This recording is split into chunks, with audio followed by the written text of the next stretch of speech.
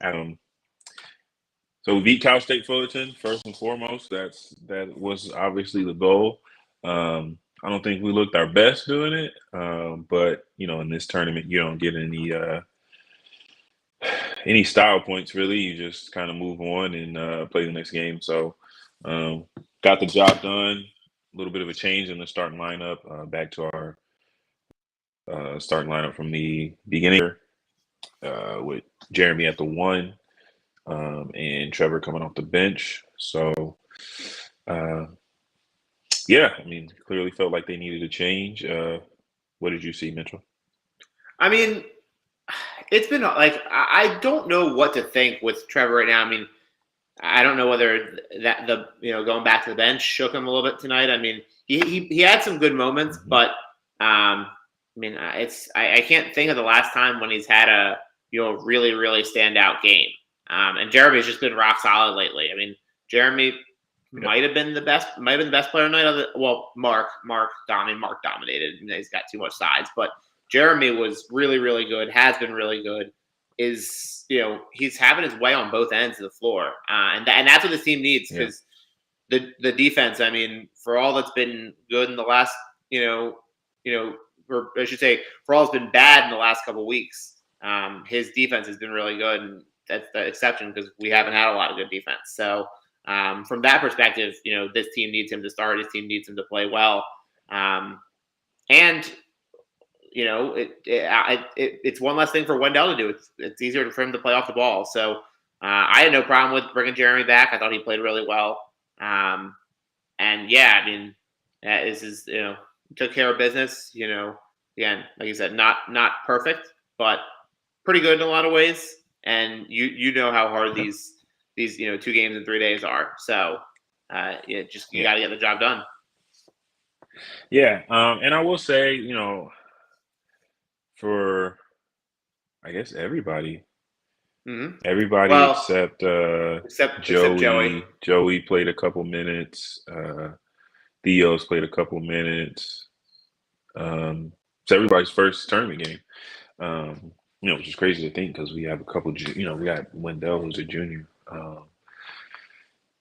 So I guess you got to give a bit of a pass. Nerves.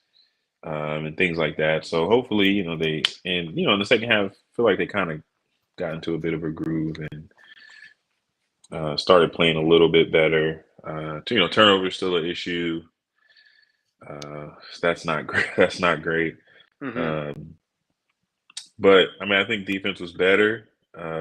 Definitely needed a change on the defensive end of how we've been playing the last couple of weeks. Hasn't been great, which is weird because we started the year so good on defense. So I'm not really sure what happened, but seeing a lot more, lack of effort type plays in the last couple of weeks, things like that, things that are correctable. I think just a matter of effort. Defense is hard. You have to make multiple efforts, in order to get stopped, especially now, playing nothing but good teams, nothing but teams that are used to winning. So, yeah, I mean, again, don't want to sound too down. There are definitely worse situations for sure. I know firsthand that a 2 seed can lose to a 15 seed. Mm-hmm. We don't. I mean, it's. I guess it's fine. We can talk about that. We can talk about that now after. Well, that's what I was going to say. I'm trying to think. So, did you didn't play? Did you play in the tournament in 2010 at all? Well, I mean, what was like? I mean, not to get sidetracked, but like, what's that like the first time you're playing in an NCAA tournament game? It's a lot. It was a lot for me personally. I remember being a bit overwhelmed, honestly. And we were 1, so we were playing a 16. I think we were playing Arkansas Pine Bluff. And it's just it's just so much going on that first weekend. There's so many teams there. You watch games all day, and you're like, oh, I can't wait to get out there. And for me, it was just a lot. and I played terribly. And I had like 4 fouls. And I wasn't playing a ton. Like, how you get 4 fouls in like no minute? I may have fouled out. I was just like super nervous. So it was tough for me. And coach pulled me aside after the game, or as I was coming off, and it was like, just basically just telling me to settle down and that they were going to need me, at some point in the tournament. So, yeah, it was a lot of nerves going into Yeah, my first tournament game. I don't need to bring up bad memories, but 12 minutes, 1 point, 5 fouls, 3 turnovers. We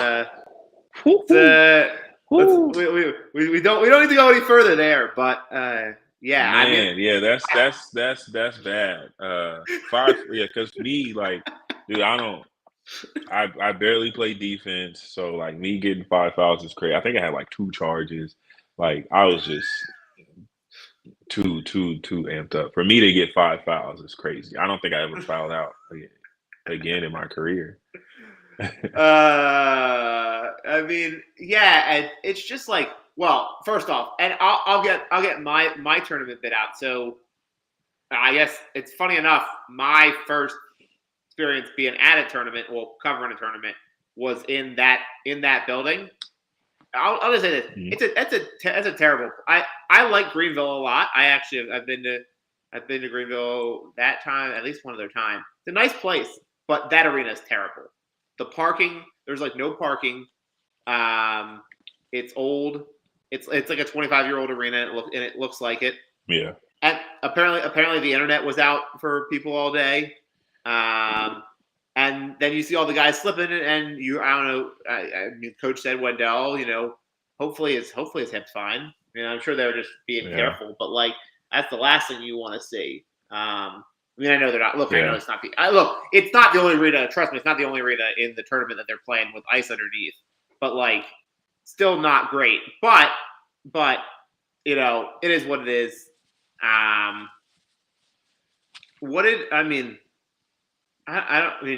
It felt like Paulo. I mean, it's been so interesting with him because I feel like when he does what he's really capable at, there's no way of stopping him, and then he does things that are like a freshman. He takes bad mid range twos, puts you in a if it doesn't go down, you get into essentially a live ball turnover, run out situation. He had a couple charges tonight. I mean, what's when you've watched him, tonight and last week, what do you think about where he's at right now? Yeah, I mean, I think part of it is being a freshman, and part of it is the lack of like space in college. The court's so small in college. You see that a lot. Guys like Jabari, Jason Tatum, guys who are good off the bounce in one-on-one situations. It's a lot harder to isolate, and it's easier for teams to kind of pack it in against them. But he obviously needs to be aggressive no matter what the other team is doing, and I think I'd like to see, honestly, just the whole team in general just continue to attack the paint, and make 1,000%. someone stop you. Yeah, like make someone stop you, like make someone get in front of you. A couple times I saw guys drive today, and they're looking to pass like before they need to. You know what I mean? Like if they're not making you do something else, then just keep attacking because like our size is such an advantage. Getting in the paint, even our guards, getting in the paint and just getting the ball on the rim, and let Mark, either finish or let Mark or Paolo, clean stuff up around the rim. And I think we got a big advantage in the paint, and we really need to take advantage of that. And doing that helps our outside game. Then we're shooting wide open threes instead of some of the tough ones we tend to take. Right, and I'm not a threes and layups only guy. I mean there is a mid range, and like use it when it's there. I mean, I think there was a shot at the end of the game where it was like a short corner jumper that Paulo hit, and whenever guys do that, I always get a lot of guys, at least at the college level, I get nervous. I mean, that's the thing is that when you watch the NBA, those guys are just mid range is butter for them. I mean, they just knock it down.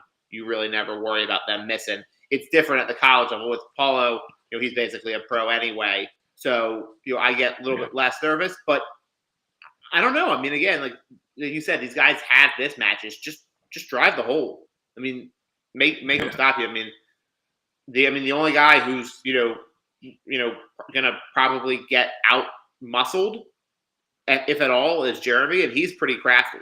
So I mean, he's got different finishes around the rim. AJ's too strong for most guys he's guarding.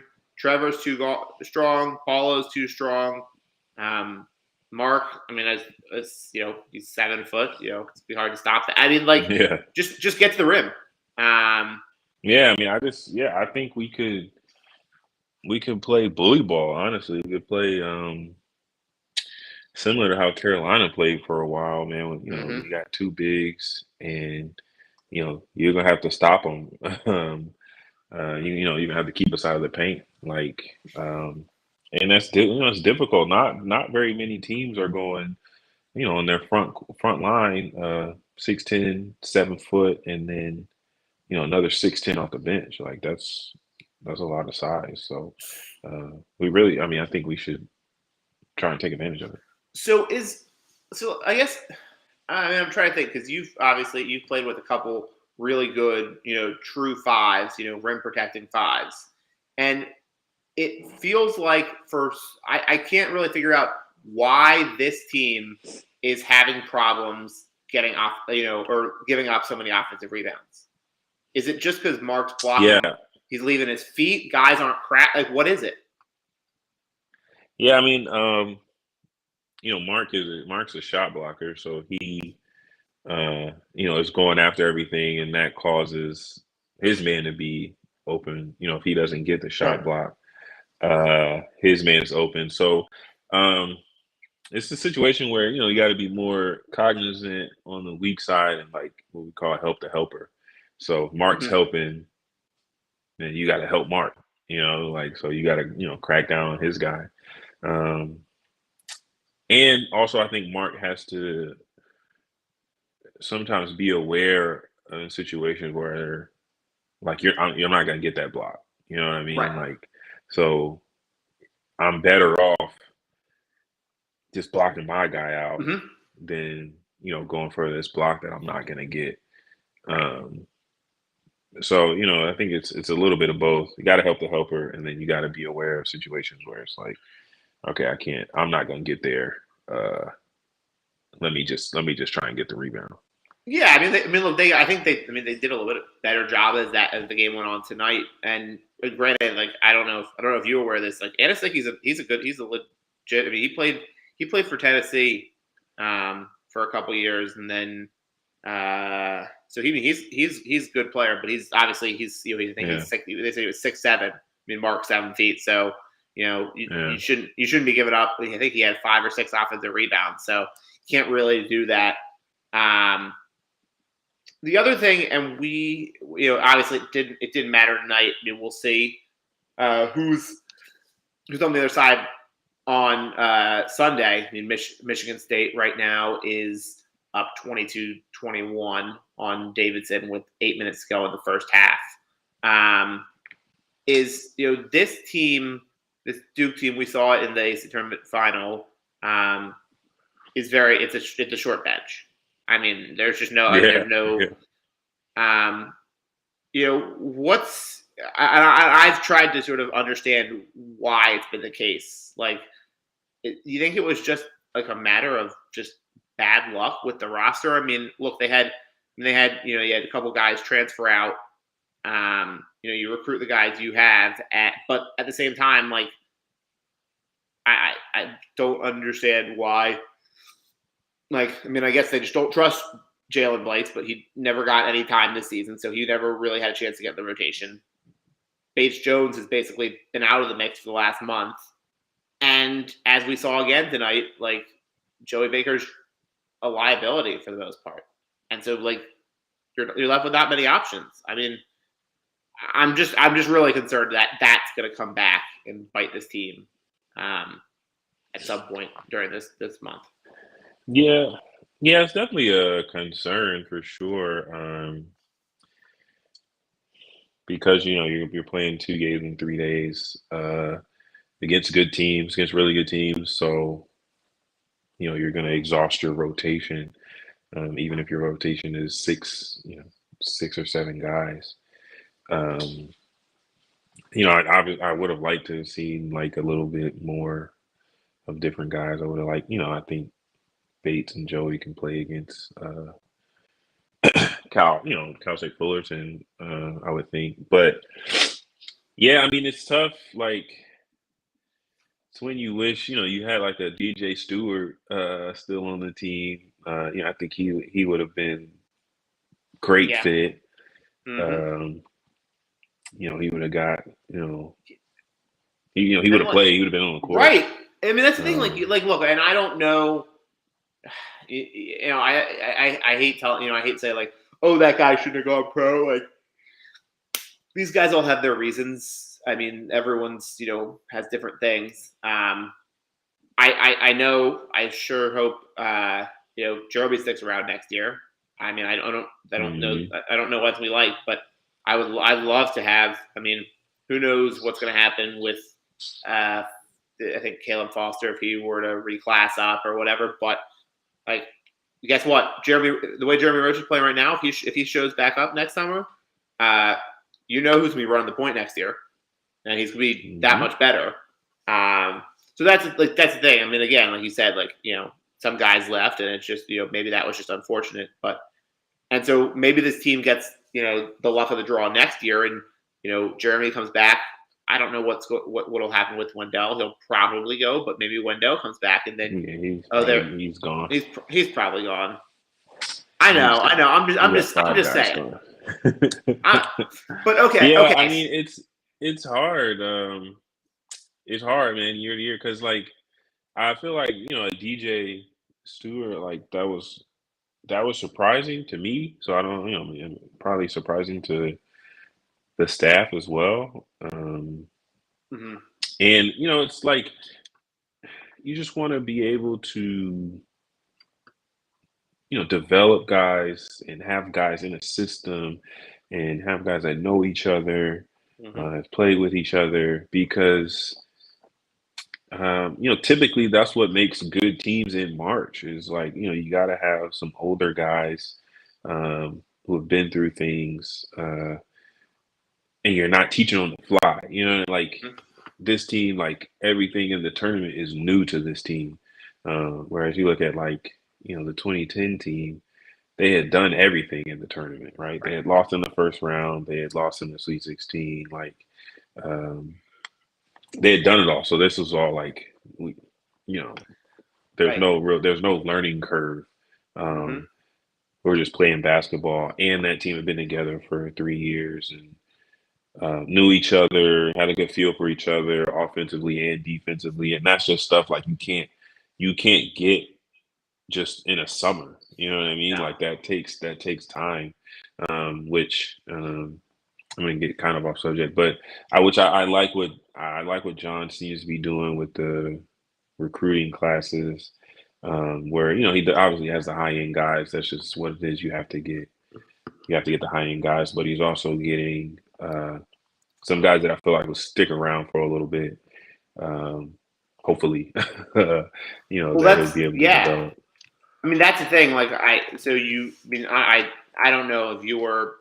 I mean, so some people may have seen Duke got another 2023 commit. Jared McCain is his name. So that's 3 guys. That's 3 guys in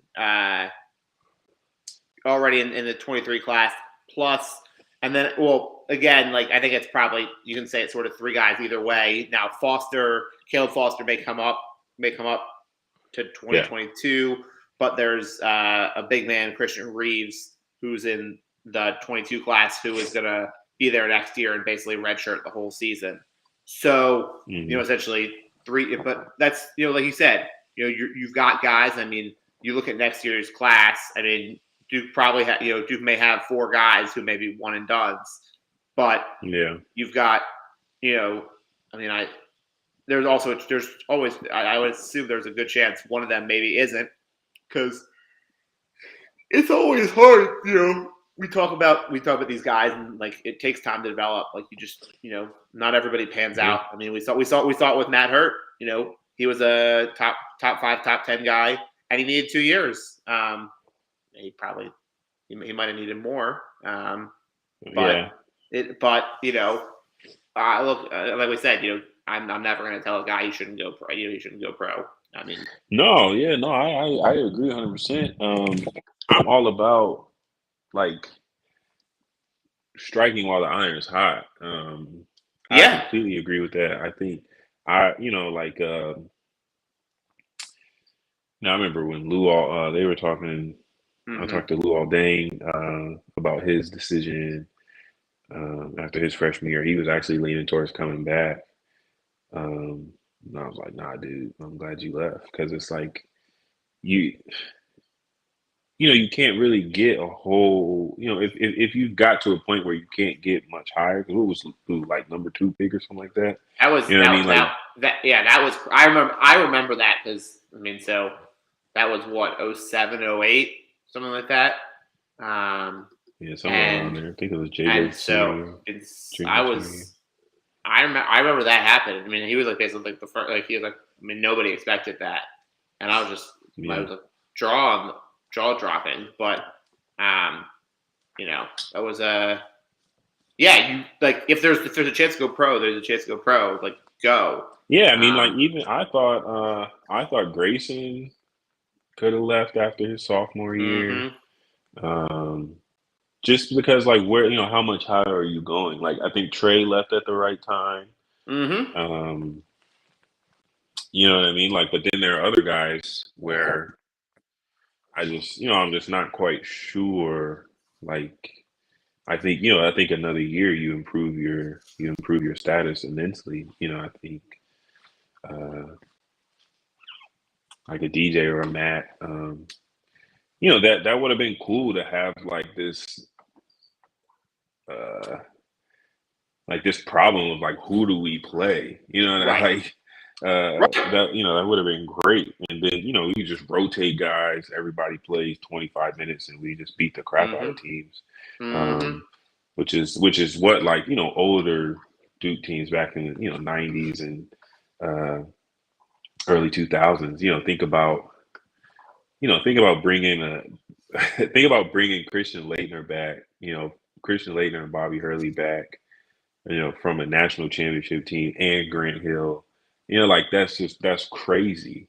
But that's the kind of stuff that happens. So, think about a lineup of, or a rotation of, Jeremy, DJ, Wendell, Trevor, Matt, Paolo. Right. And that's the thing. Like, even if you have, even if you have one more guard, right? It totally changes that dynamic of this team, because you're basically playing Mark and Theo for a combined 40 minutes. I mean, maybe 35 minutes. Maybe you're going to go small and go with Paulo at the 5 for 5 minutes in a game. So you're basically playing those guys. So then you've basically got 4 spots to rotate. Right now, this team has 4 spots to rotate between 5 guys. And that's a lot of minutes. You have 6 guys. Well, that totally changes the dynamic. So, because then you look at like you can get a lot like we do sometimes Apollo at the 5. You could get that a lot more. You could slide. You could get Paolo rest, sliding AJ to the 4 and having the 3 guards. You could do that more. And then like when one guy's not doing so well, exactly. You can slide his minutes down and have another. So like it would definitely change a whole lot, instead of, right now it's like you said, splitting 40 minutes at the 5, and then Paolo's going to play 38 minutes at the 4, and then it's 4 guys for 3 spots at the 1, 2, 3. So a couple other things before we get out of here. I guess I'll start with this. Was like first off was we saw. Cal State Fullerton's. I'm sure they played hard, but they're not the same caliber team of either Michigan State or Davidson or Virginia Tech who do play last week. And those teams just the Cal State Fullerton run the pick and roll tonight, and we did a better job defending it. But yeah, what especially we can, if we want to bring back some bad memories, let's go back to last weekend.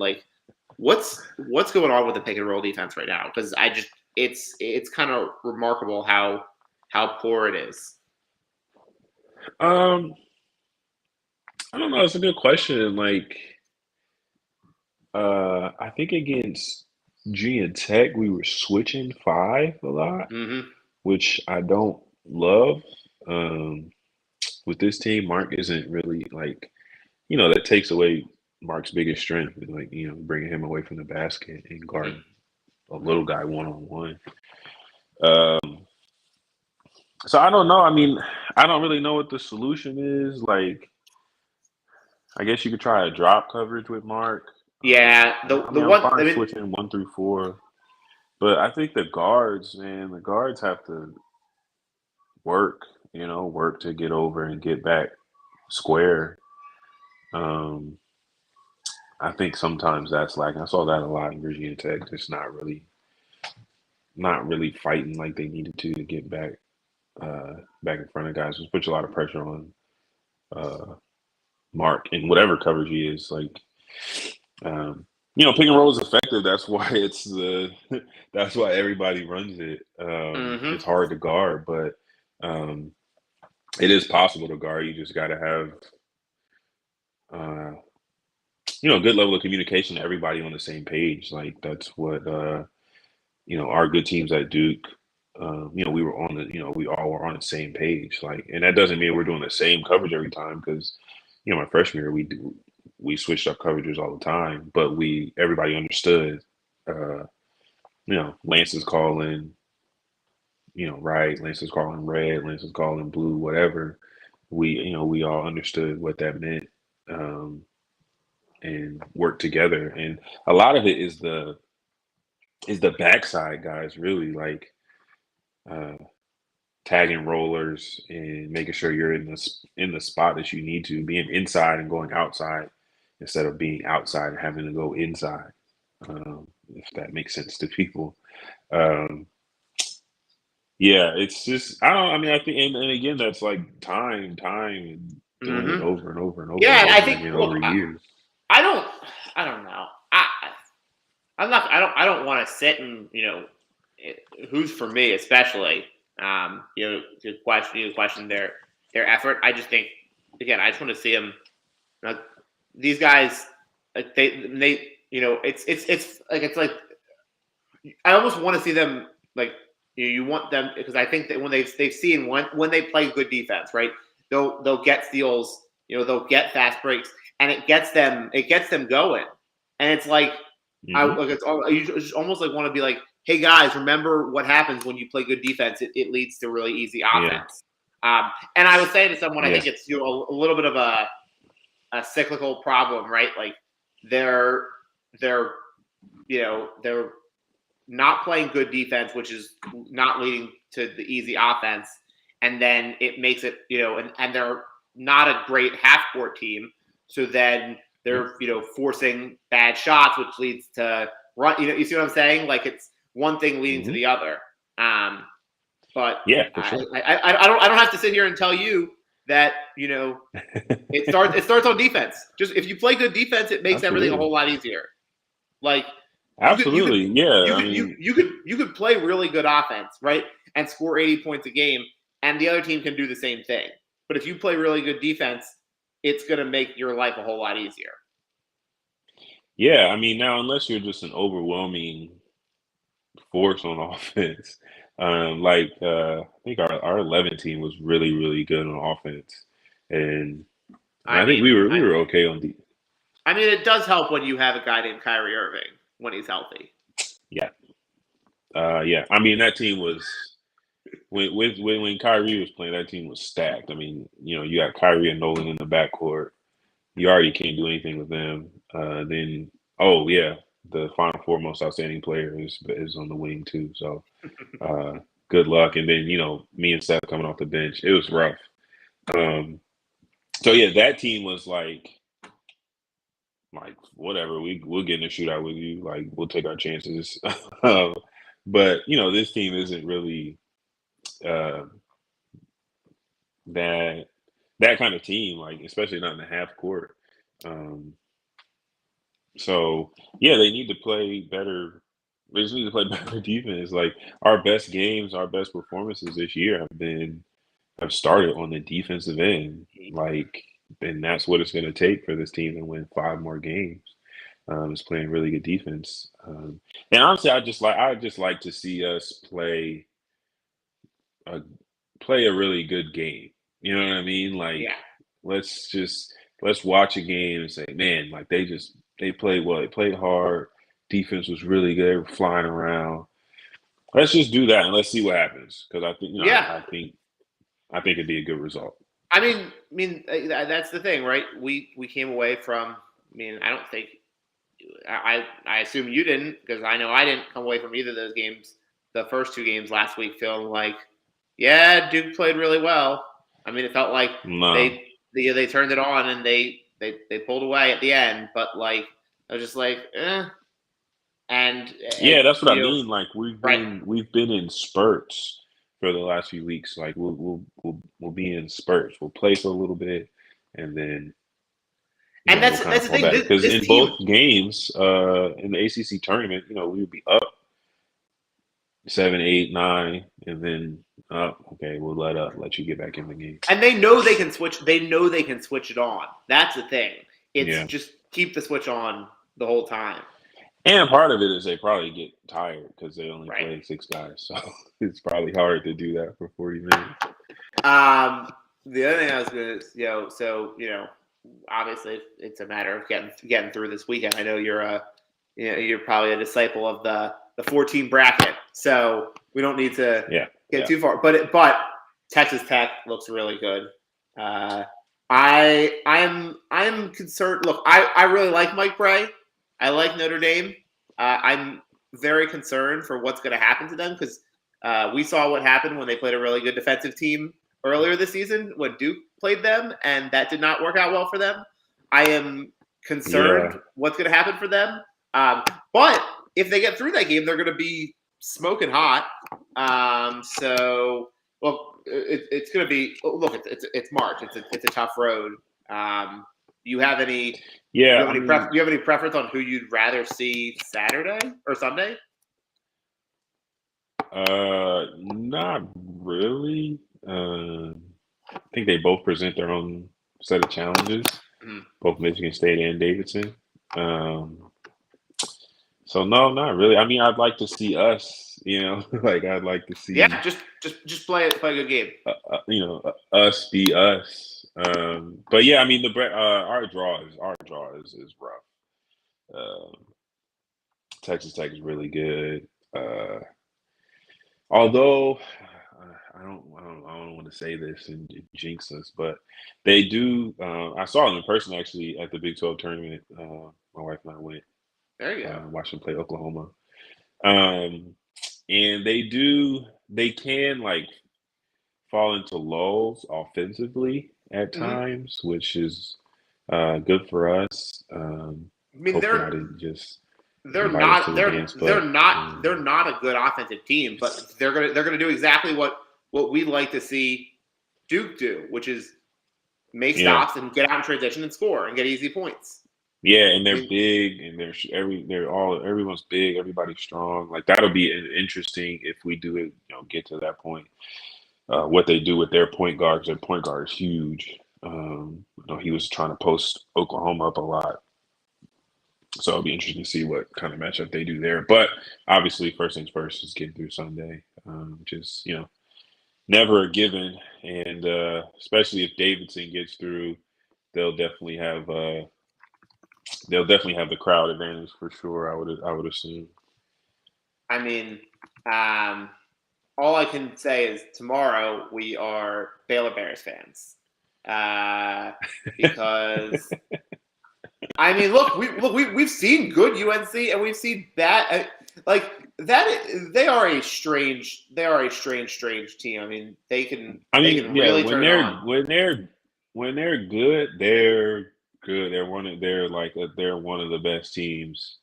But when they're bad, they're very bad. And I mean, it's weird because you think like, oh man, they're hitting their stride. At the end of the year, you're like, okay, they're looking pretty good. They come in and beat the hell out of us, and then a few days later, they get their butts kicked.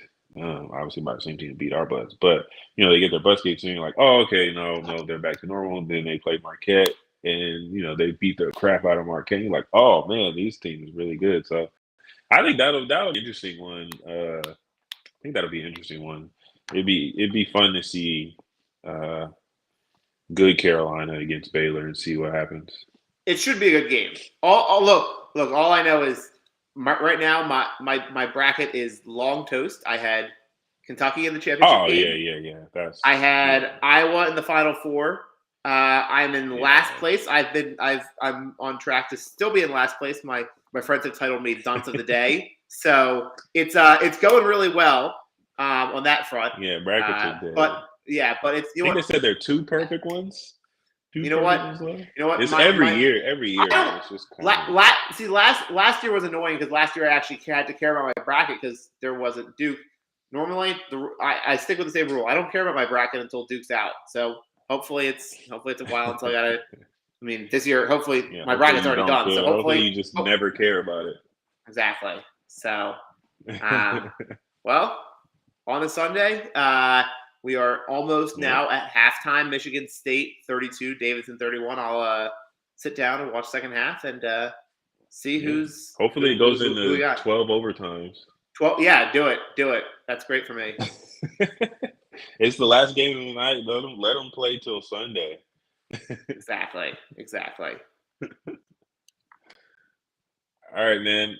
That's it for us. Hopefully, we'll be doing this. Maybe we'll do it again after another win Sunday.